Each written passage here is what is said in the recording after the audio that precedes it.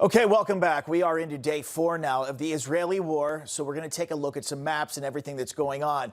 The conflict between Israel and Hamas fanning out across the region, reaching places like Tel Aviv and Jerusalem.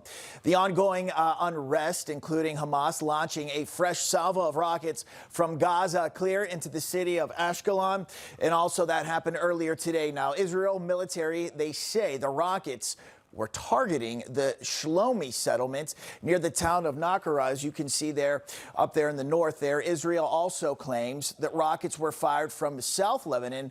4 were intercepted by the Iron Dome, and 10 landed in open spaces. Meantime, the U.S. Navy, we've sent a few ships there into the region there from the sea, now including the USS Gerald Ford Carrier Strike Group, which the White House has dispatched to the Eastern Mediterranean to support Israel. Katrina, that is the latest again, and a lot going on as we know the war continues and only escalates at this point. All right, Bob, thank you so much. Well, let's welcome back Judge Andrew Napolitano, and John Burnett is here with us in studio. We're looking at those maps, of course, showing the fighting throughout the countryside of Israel and the Gaza Strip. I want to start with this. Judge, you know, we're seeing the fighting, but we're also hearing a lot about Americans who are hostages, and the president and Jake Sullivan, National Security Advisor, saying that their top priority is to get to those Americans. You know, as we're looking at this fighting, is that something that you seem plausible? Can they just send in, say, Navy SEALs to get them? Well, with the knowledge and consent of Prime Minister Netanyahu, yes. I mean, the Israelis have probably the best hostage rescue teams on the planet, and they've demonstrated that many times over. But the Navy SEALs are superb, and I'm sure the Israeli teams would appreciate the backup if President Biden wants to do that. He can do it on his own. He doesn't need Congress's permission. He just needs to tell them after the fact that he's done so. John, let's talk about some money here. We heard the National Security Advisor say not a single penny of that $6 billion has been spent. However, I did a report yesterday.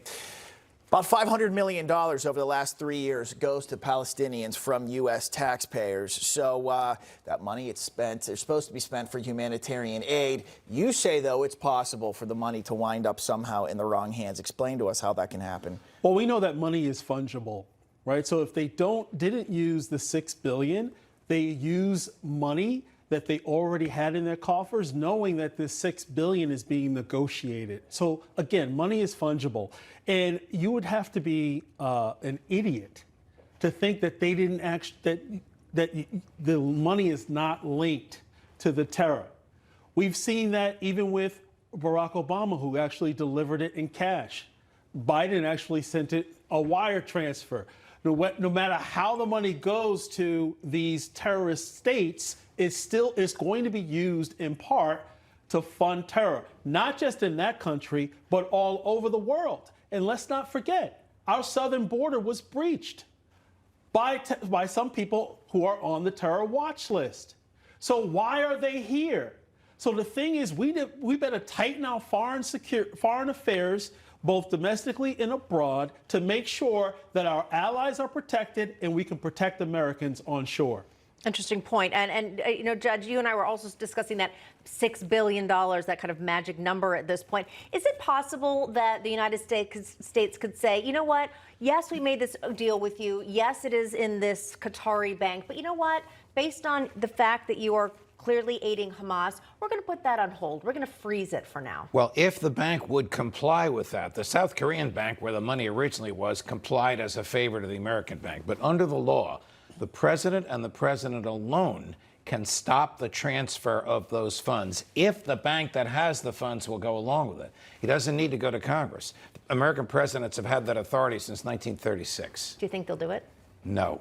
Why not? I don't think he has the fortitude to do it, and I think Tony Blinken and Jake Sullivan take pride in the authorship of this deal that they negotiated with Iran, and they'll talk him out of it. If I were him, I would do it, but I'm not.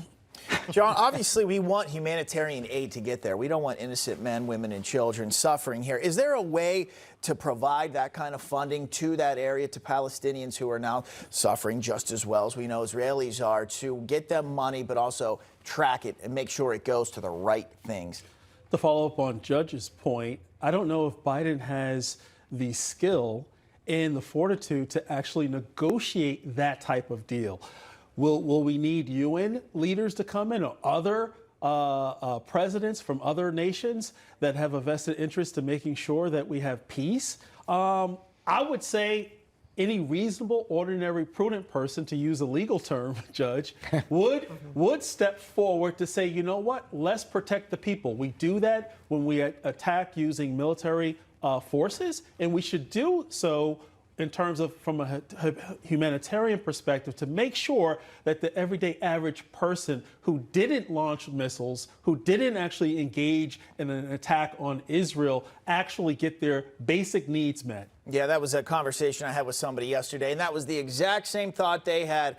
If we're going to channel money over there, maybe go through things like UNICEF, the World Food Bank, options like that. It's American taxpayer dollars. The taxpayers have the right to know how that money is being spent. Just like in Ukraine, there should be inspectors general there to make sure that corruption is eliminated or minimized. Same thing when the money goes to the Palestinians. There are ways to get it done. Judge, John, we thank you both for joining us here.